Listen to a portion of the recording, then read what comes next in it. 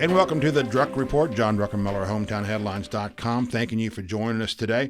A lot going on in our city. We have two guests with us today. We're going to talk about that in just a minute. As always, we come to you from the studios of Brand Red over on 4 Bale Street. Todd Labarge, once again, is producing us. We appreciate that today. We are joined today, and we're going to go, let's see here, alphabetically. Keep us safe. How's that? And women first. We are joined by Rome City Commissioner Wendy Davis. Good morning. Good morning. Thanks for having us here this morning. You bet. Glad to have you guys here. We are joined also by one of the first guests on my old radio edition, and this is a first-time podcast guest, City Commissioner Craig McDaniel. Good morning, John. Thank you very much for being here, guys. First off, I'm glad you both recovered. I mean, a 12-hour or 11-hour city retreat, planning retreat. Oh, it was amazing. It was invigorating. What are you talking about? How was it coffee? Was it smoothies? I mean, you know. Well, we ate well. Good. We had breakfast, lunch, and dinner at the Marriott, and it was good. They did a really good job, and it's a great facility over there. Isn't it nice? It's I've heard more and more people who have had that type of meetings, or I mean, they're even doing some different kind of catering events. I think they had a big thing for Valentine's Day and all. That has become, and it's funny. I'm glad y'all were there because it's really kind of related. All this is kind of related, tied into about where the city is headed and that kind of stuff. But I thought it was exciting seeing that, you know, God forbid, and you're better people than I am. I mean, I can't do a meeting for 2 hours. And God forbid you guys were there. I know it was incredible topics. A lot of folks in there. I thought it was wonderful. You started out having the county commission join you for breakfast. Kind of get a little synergy there with those guys as well. So anyway, let's talk about what was I saw the agenda. It was forwarded by, what would be discussed. I remember looking at it thinking, my God, if you get through half of this stuff, God bless you. I mean, just a ton of topics, and you want to pay each one due respect to it as well. But to see you guys go from 8 to 7 with dinner included and that kind of stuff, neat things happened there. Let's talk about some of those things because coming out of it, one of your colleagues, of course, kind of inspired me to do this. That's a wrong word to use, I guess. One of your colleagues, Mark Cochran, had a Facebook post saying a lot changed today at this meeting, or a lot moving forward, a lot of topics discussed. But I thought, well, let's take our listeners a little bit inside that and get a look at, what maybe open with this. How about some general thoughts? Wendy, we'll start with you. What did happen there and what did come out of that retreat? Well, I tell you, I in many ways share Commissioner Cochran's enthusiasm. My experience with city retreats in the 6 previous years I have been participating as a commissioner have been a little more frustrating, right?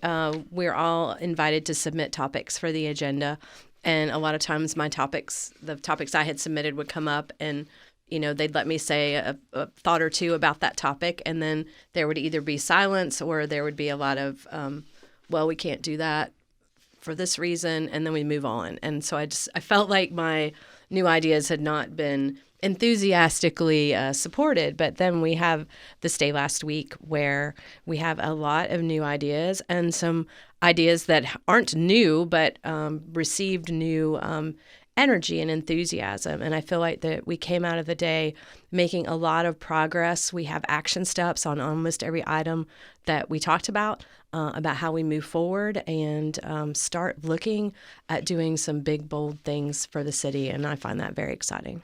So that was your 6th edition of one of these retreats. So I've been, probably 7th or 8th. I think one year we did 2. So this is my beginning of my 7th year on the City Commission. Okay. And Craig, of course, just reelected back in November. It's a brand new 4-year term. So this is number 5. Well, number 6 maybe. Number 5. Number 5. Yeah, number 5. How about you? What's your takeaway from it? Well, I think we had 22 items on the agenda. I went back and looked at 2017. I think we had about 20 or 21 in 2017.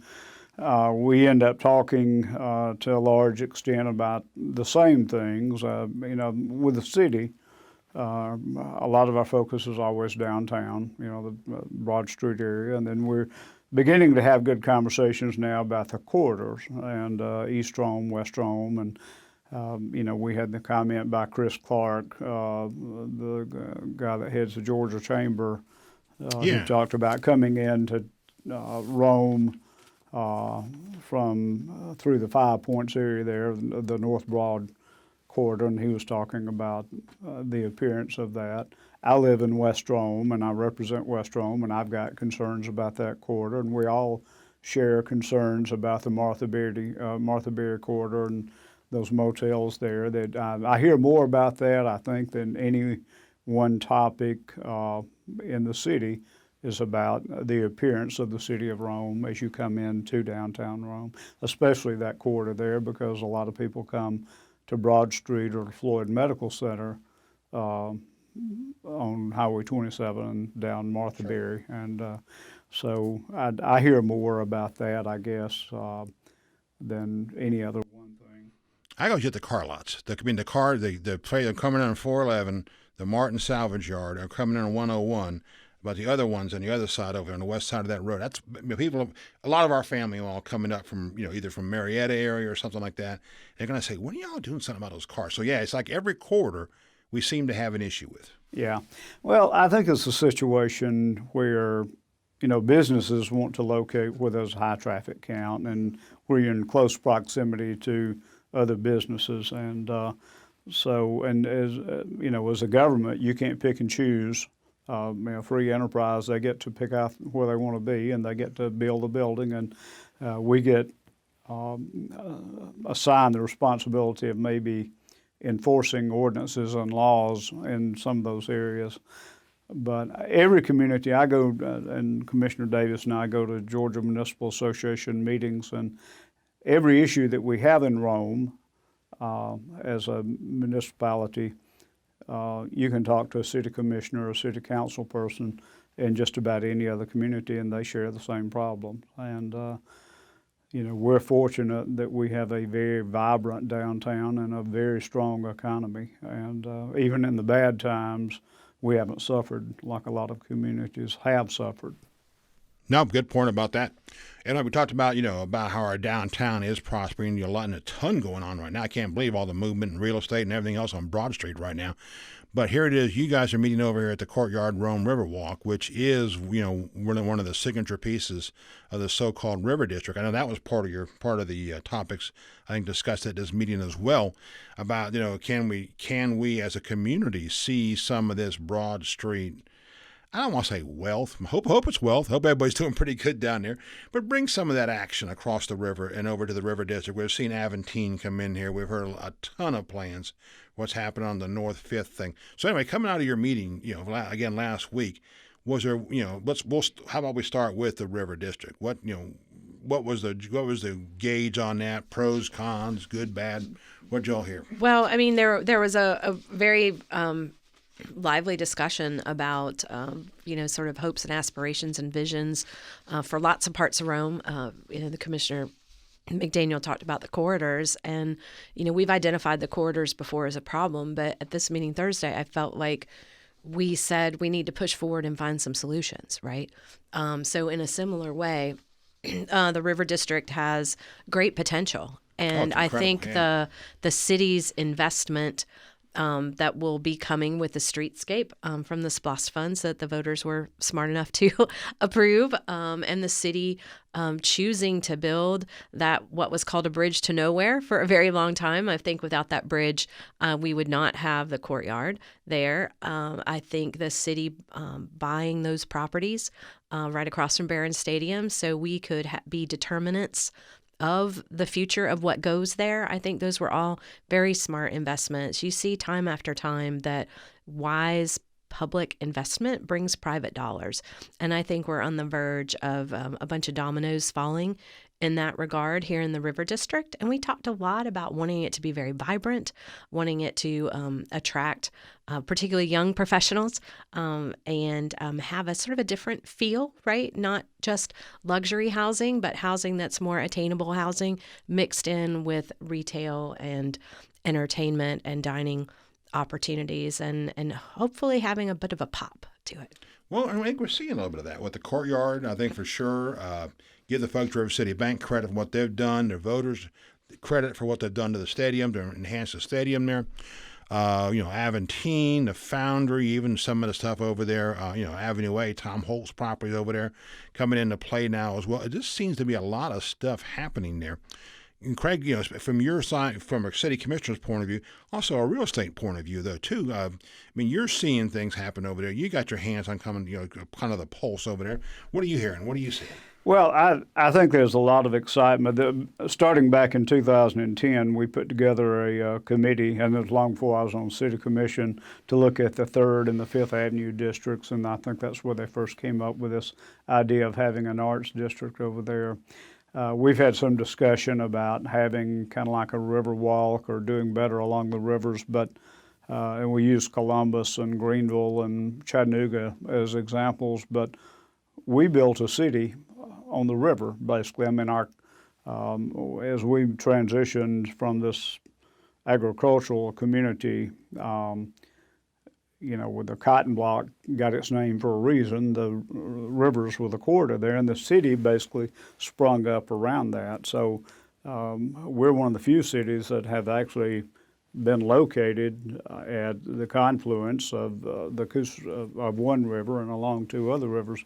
Our challenge, and I think it's more of an opportunity, is what we do over on the West 3rd side and along 5th Avenue and Avenue A over there. And we've got investors that are looking. I'm involved in real estate, and I've had a conversation with a developer about 30 minutes before I got here about doing some things over there. You can expand on that. Go ahead. I wish I could. I'd love to name names, but there's a lot of activity over there. We're looking at urban mixed-use zoning over there, and one of the hurdles that we've got to kind of get through is Floyd Medical Center, which is our largest employer, actually owns a couple of parcels over there that will be restricted for healthcare use if we go UMU zoning. Well, actually, pardon my interruption, but we actually talked about adding hospital and healthcare to the UMU zoning, so the whole thing could be. And again, it was a new idea that was brought up, and people said, "Yeah, that sounds good. Let's do it." Right? Again, a lovely opportunity to embrace making a change. Yeah, and that's the way government, has worked. I came from an environment, when I was at college, you're talking about change. When I went to work at school, I had one campus and, I don't know, maybe 500 students, and by the time I left, we had 9 county service area and 5 campuses and, Lord, I don't know, 7,000 credit students. And so the challenges that came along there kind of prepared me to think in terms of being a city commissioner. We evolve. I mean, it's a situation where you've got 9 different personalities, 9 people who bring different backgrounds to the Rome City Commission, and we've all got ideas. I think there's a perception that we fuss and fight a lot, but we get along a whole lot better on the Rome City Commission than people would imagine. There are very few times that we don't have unanimous vote, and we've got some big issues. Maybe a couple times here. Well, and Commissioner Davis, I mean, she's very opinionated about some things, and I am as well. The thing I have found about being a commissioner is we vote. We discuss it. You've got to get 5 votes. You've got to get people to agree with what you want to do. But after we take a vote on the Rome City Commission, we move forward. I mean, we really and truly, there's other business to handle. And so after we take the vote, we move forward. And, I don't hold grudges. If I win or lose, it's a situation where, the City Commission has acted. It's a really good form of government. There are a lot of different ways to change it and say, well, they do it different here.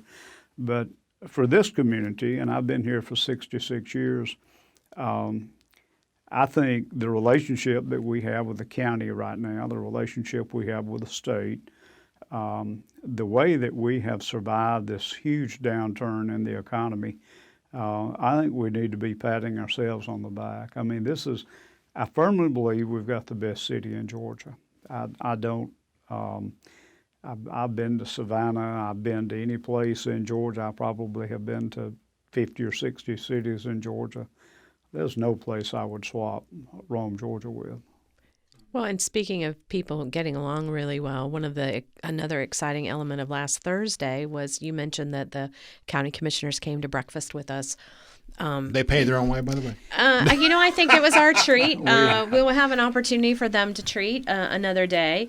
But Hear that, Scotty Hancock? Okay. in addition to a really thoughtful discussion about the Uniform Land Development Code, which I'm happy for us to talk about further after the break. An idea that I have been championing, Commissioner McDaniel talked about the Georgia Municipal Association meetings probably 4 or 5 years ago. I heard a presentation from a woman who at the time that she started it was the head of the chamber in her community. She's now a mayor in a neighboring community, but they got all the stakeholders, all the elected officials, plus other people who had a big stake in the progress of that community. They would gather them once a year and have a planning retreat for those stakeholders. And I brought that idea back, and every year at the retreat, I've been like, hey, let's try this. Hey, let's try this. And so this breakfast last week, we decided that we would move forward with that. Allison Waters and I were at a different conference the week before and had mulled the idea along. She got support on her side. I got support on our side. And so I'm really looking forward to us working together more closely. Idea. And of course, and I think before both of you were on the commission, that I'm not trying to dig up old bones here or anything, but there were times when the city and the county, the Christmas card list was pretty scant, put it like that. Yeah, well, there was a time when it hurt us with industrial prospects because we were not unified. And what we found from statewide developers, and I've been involved in economic development in the community because of my position at the college, but I was also chairman of the board of the chamber, and I've chaired a number of boards. So I've been at the table with a lot of those discussions, and I have heard, back when it was the old Department of Industry, Trade, and Tourism, now it's Department of Economic Development, but back then I had some of the state-level industrial recruitment people tell me very bluntly, y'all have got to get your act together. Yep. You've got to start working together. And I can tell you today, the city is in the county. If you live in the city, you live in the county. That's always been my mindset. We've got a lot of resources they don't have, and vice versa. But we've got a really good relationship with the county right now. And Sammy Rich and Jamie McCord are excellent city managers, and they work together. They do a lot of work that we're never involved in. But you don't have to go very far up Highway 27 or very far down Highway 27 to find communities that don't operate that way. Oh, I believe it. Didn't we have a city commissioner who once used that term, City of Rome, County of Floyd? I'm drawing a blank. That one's escaping my recollection. That is because it kind of to bring that point home is that yes, we are the city of Rome. However, Rome is in the county of Floyd, and vice versa. Right. Tell you what, we'll take a break on that. Come back. So, Craig, you mentioned that we are in a community that is envied by many. Rome has got a tremendous amount of assets. That's what I'd like to come back on maybe and see where we're taking to this. I'm like y'all. In all three of our lines of work, I mean, politics, real estate, media, whatever we did yesterday, unfortunately, that's yesterday. Doesn't count. Today it's like baseball. Every day, brand new day. So we're going to talk a little bit about, we are at a great point here. Let's talk about where we're going to be going from here in this next segment. This is the Druck Report, part of the Hometown Headlines edition. I almost said the magic word radio there. I heard that. I saw that R. And we won't cut that out of there. It's fine. But no, it's part of the Hometown Podcast Network. We'll do more of this after the break. This is the Hometown Headlines Podcast Edition.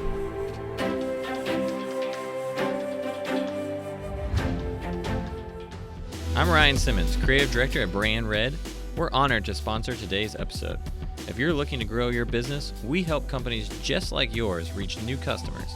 Contact us by visiting our website at brandredstudios.com or emailing us at info@brandredstudios.com.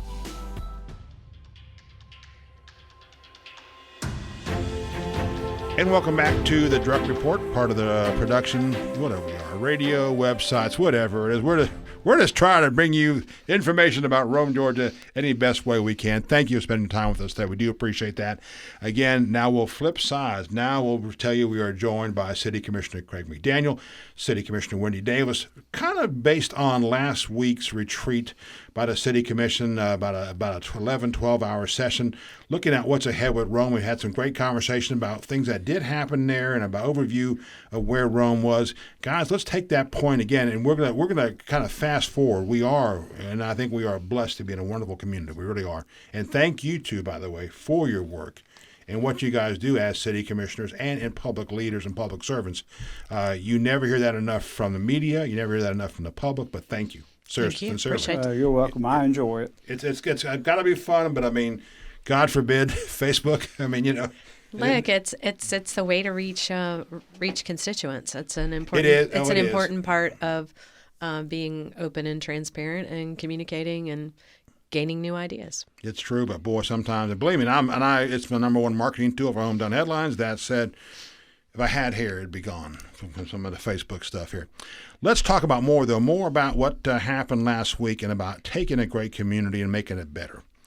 Again, we talked briefly last time about some takeaways from the meeting. I love the idea of the corridor improvements, going maybe some of the river district evolution as well. Love to hear the idea of mixing health into that as well. I mean, as we all know in recent headlines, we have some new opportunities with health, I think, with some vacancies and changes coming over here.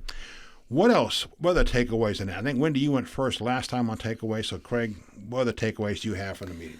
Well, I think I get a sense of overall of a positive vibe from the city commissioners. We've got 3 new commissioners, and I've known Jim Bojo and Bonnie Askew for a long, long time. We went to West Rome High School together. I'm older than they are, but I've known those folks, and Bill Collins and I went to school together. So, I mean, we're in a situation where we feel like we have an opportunity because of what we inherently have here. Not a lot of communities have Floyd Medical Center, Redmond, and Harbin. I had to go to Harbin this morning, and I just thought about how wonderful it was to be there. People don't understand the dollars that are generated in this community because of health care. I came out of the college environment. We've got 4 institutions of higher education, 2 wonderful public school systems, and then some independent schools. If you bring industrial prospects here, or if you bring technology prospects here, the quality of life here and then the resources that are available give us a huge opportunity to build on and move forward. I know the Development Authority met last week, and they're looking, I think the number of prospects they've got right now is above 30, maybe 32, 35 prospects. Eventually, we're going to land some of those. We've got to have more land. That's a challenge, but it's also an opportunity because we have money now. We were forward-thinking enough to pass a SPLOST that gave us some money to buy industrial property. We've got to have a spec building. I think Missy Kendrick told us she had lost a project because we didn't have a 75,000 square foot spec building. And I've been preaching that I was actually on a spec building committee many years ago. I think that we're on the threshold of, I love this economy. I mean, it's the best, anybody that wants a job has a job. And there's so many opportunities right now for people to go out and better themselves, either through education or just go get a job. I think we're kind of on the cusp of going to that next level. I know Wendy's been very involved with the census. That is going to be the most important thing that we're going to be involved in this next year. We have got to get people out to respond to the census because that relates to dollars, and those dollars can come back into the community. We need to get a good head count. But if I was buying stock, I'd buy stock in Rome, Georgia, Rome and Floyd. And I don't see any obstacle that we have. I mean, certainly nothing came out of our planning retreat the other day that would be an obstacle that will prevent us from moving forward. When problems come up, we address the problems. And I think I'm excited about our future. Good. Ms. Davis. I sell, let me say one more thing. I sell commercial real estate, and I came out of education, and I knew a little bit about real estate, but just right here, well, not just in Rome. I do Floyd, Gordon, Polk, and other communities, but I did almost $10 million myself in real estate in 2019. We had some other agents in Rome that did much more than that. People are buying property again, and that is an indication that banks are loaning money again. So there's a sense of confidence out there right now that I haven't seen in probably 7 or 8 years since the downturn. So I'm very bullish on Rome, Georgia right now. That's a great year. By the way, congratulations on that. That's awesome numbers.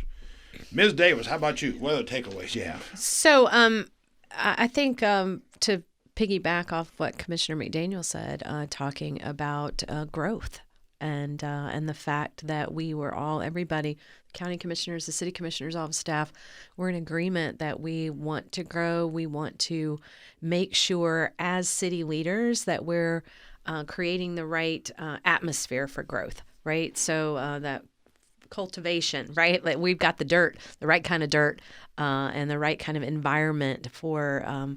Don't say dirt to a journalist. Sorry. For folks to thrive, right? Sure. For businesses to thrive, for people to thrive, right? The intangibles, you can't put a price on it, but you have to include that in your calculus, right? You can't put, a dollar measure on it, but you have to have those measures. And so when you talk about how admired Rome is within our Georgia Municipal Association community, that is absolutely true.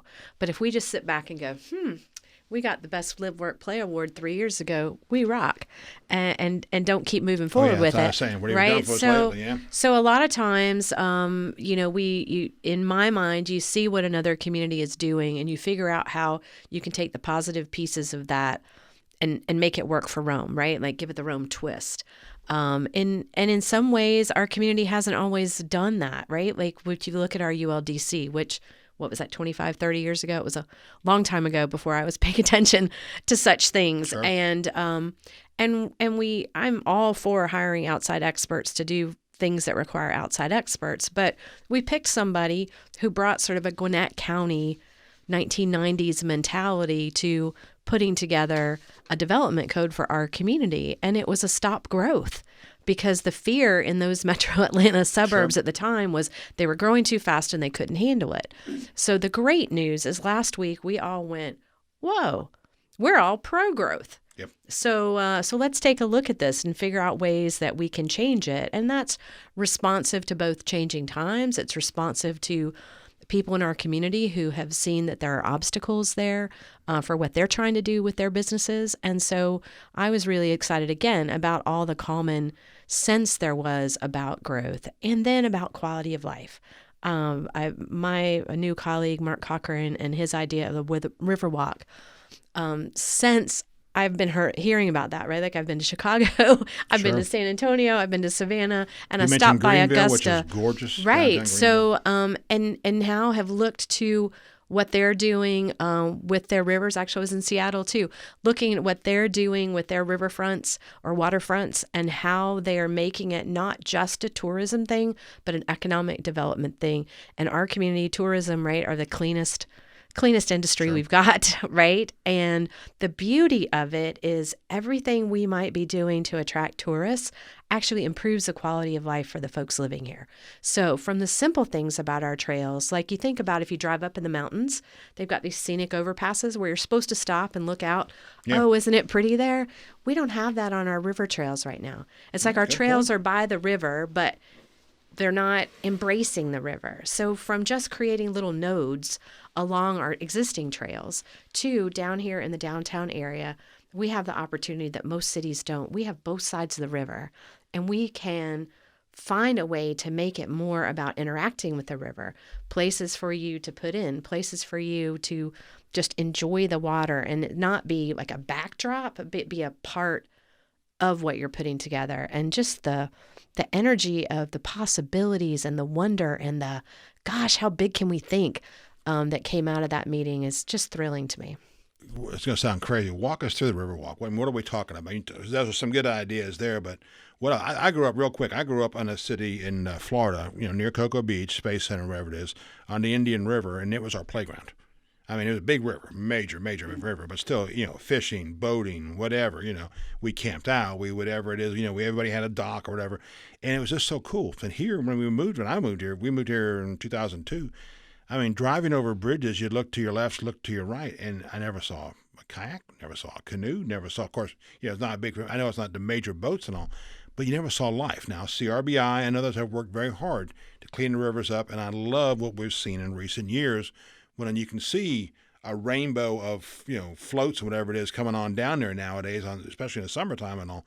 So we're getting back to those rivers. But really, what else would we see as a besides the recreational use, which again have just grown exponentially, frankly, since the folks from Riverdog came to town and started not just selling paddle boards, but creating that culture of utilizing the river, and they're meshing with CRBI so beautifully, has been a great benefit to the quality of life in our community.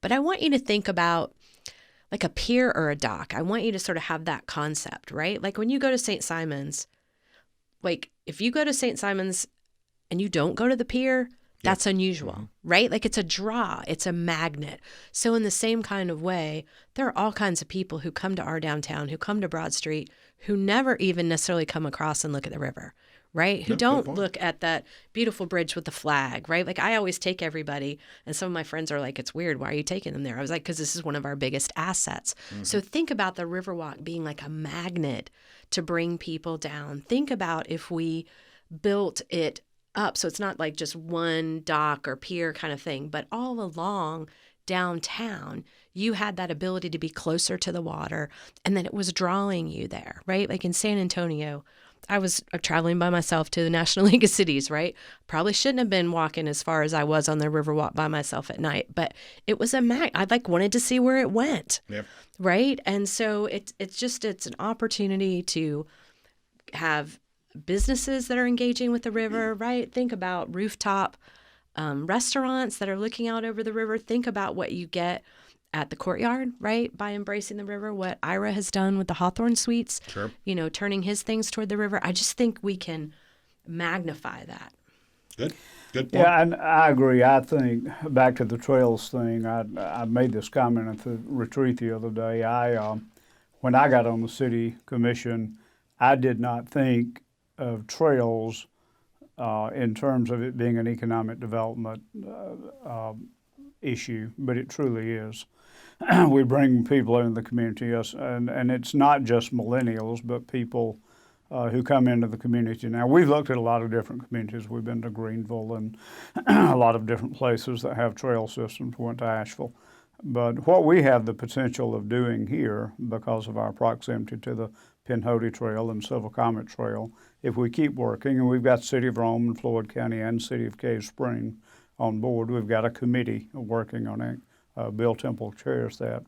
But we've got the potential to do some connectivity that really and truly will drive people, or they will drive to Rome to walk, I guess. And I think that's a huge plus. Our river, I've been to Columbus twice, and I've been very familiar with what they've done along the river there, but they had corporate investment of about $220 million down there. Oh, wow. Total Systems, Synovus, and Aflac, and some other deep-pocketed individuals or corporate entities wrote checks, and they did their Symphony Hall, and then they've done the river. They basically have made a whitewater thing down there. And one of the old warehouse buildings that we looked at the last time I went down with a chamber on an inner city visit, they've turned that into loft apartments now. Oh, nice. And so there's so much potential. You got to figure out who's going to pay for it. And it always works best if you have private sector investment. And so it's a plan. I will say, I think we built our city on the river. We have a huge river walk on that side of the river.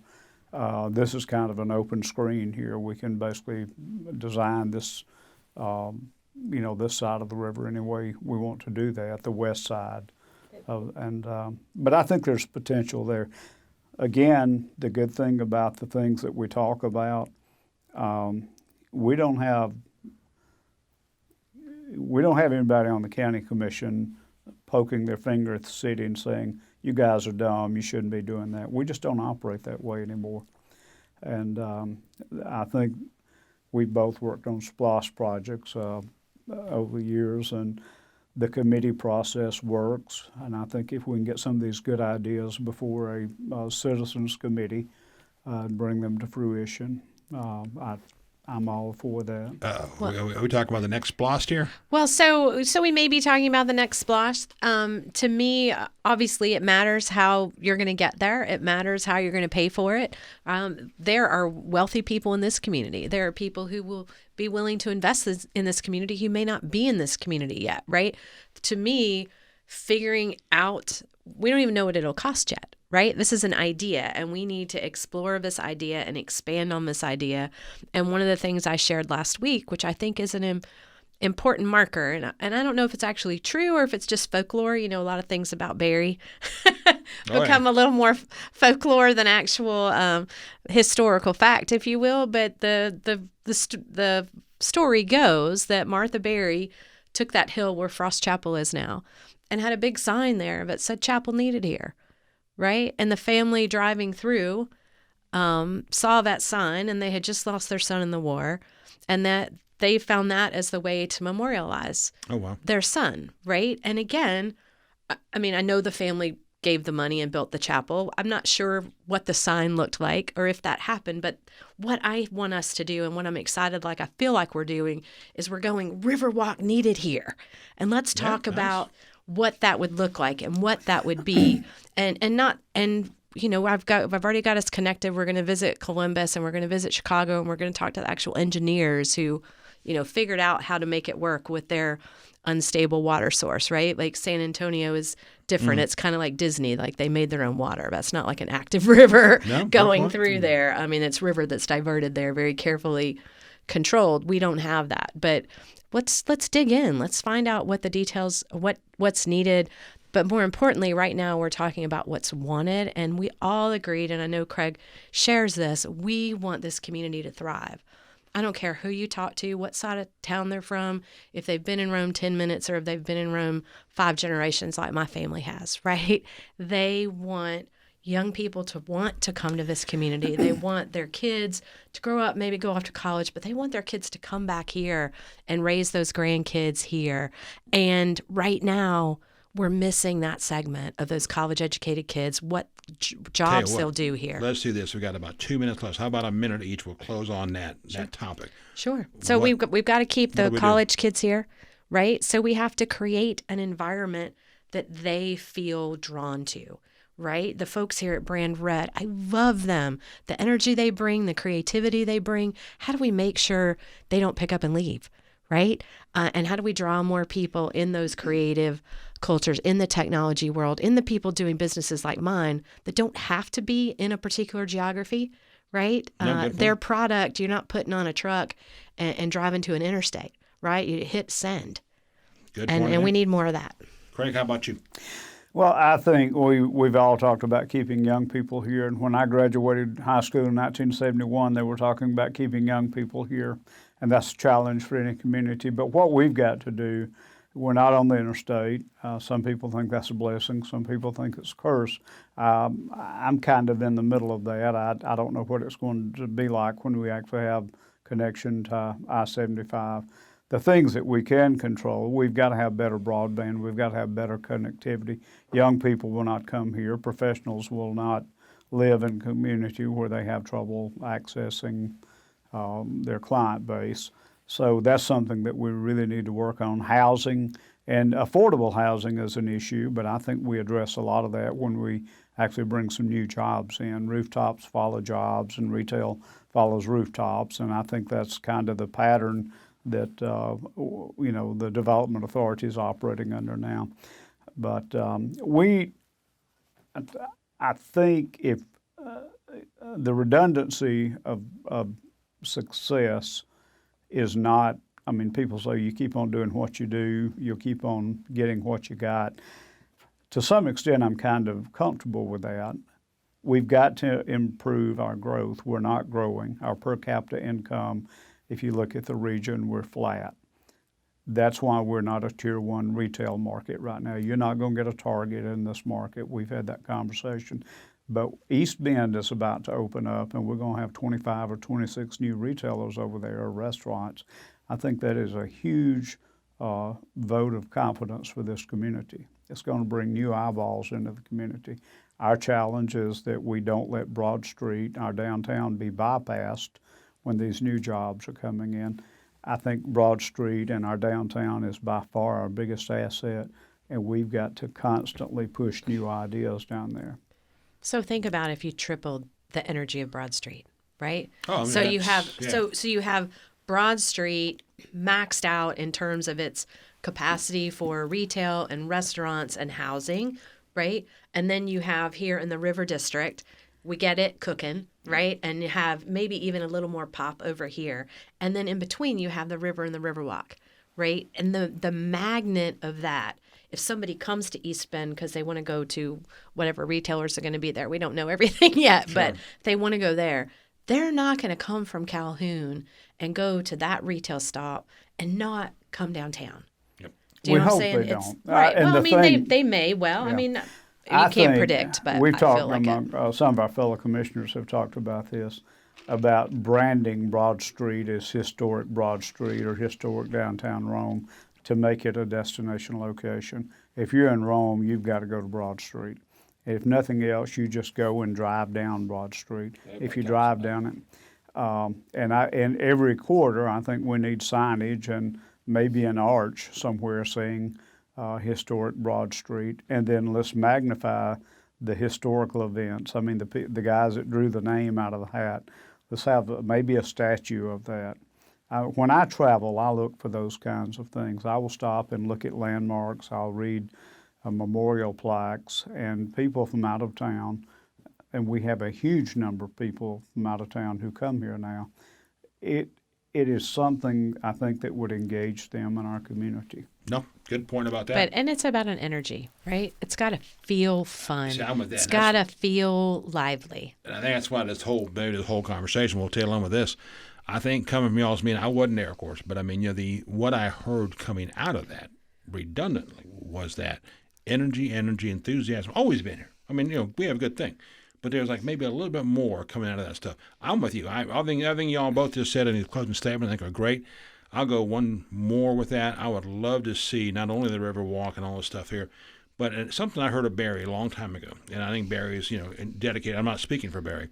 But I mean, take it out to that quarter. Take the same synergy and get it out to the Barry, get it out to Shorter, get it out to the ballpark. Well, and what you have to have, right?